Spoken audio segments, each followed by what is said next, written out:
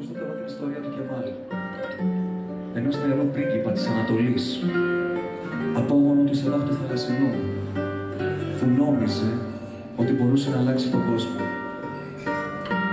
Αλλά πικρές οι βουλές του Αλλάχ και σκοτεινές οι ψυχές των ανθρώπων.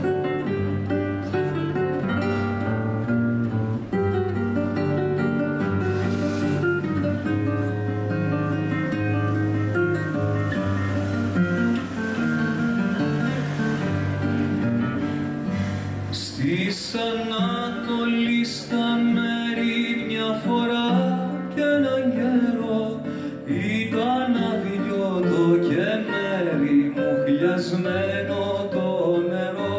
Στη Μοσούλη, τη Βασόρα, στη παλιά τη Χουρμαδιά πικραμένα κλαίνε τώρα της ερήμου τα παιδιά κι ένας νέος από σόρι και γενιά βασιλική αγκρικάει το μυρολόι και τραβάει κατακί. Τον κοιτάνε οι Βεδουίνοι με ματιά λυπητερή κι ο ορκός στον Αλλάχ τους δίνει πως θα αλλάξουν οι καιροί.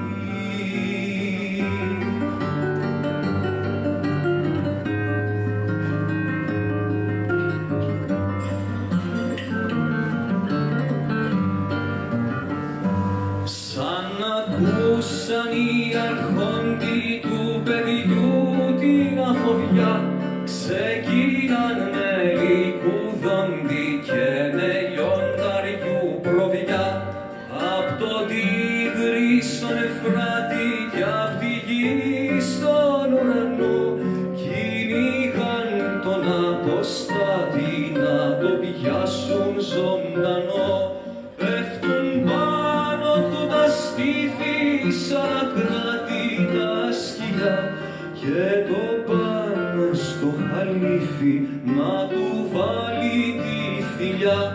Μαύρο μέλι, μαύρο γάλα ήπιε εκείνο το πρωί πριν αφήσει στην κρεμάλα τη στερνή του την πνοή.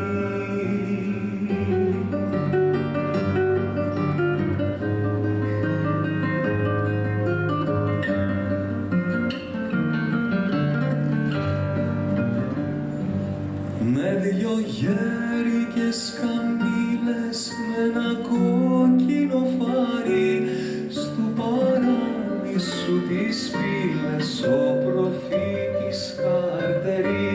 Πάνε τώρα χέρι-χέρι είναι γύρω συννεφιά, μα της δάμας που τα αστέρι τους κρατούσε συντροφιά. Σε ένα μήνα, σε ένα χρόνο βλέπουν μπρος τους τον Αλλάχ που από τον ψηλό του θρόνο λέει στον άμυαλο Σεβάχ. Νικημένο μου ξεφτέρι δεν αλλάζουν οι καιροί, με φωτιά και με μαχαίρι πάντα ο κόσμος προχωρεί.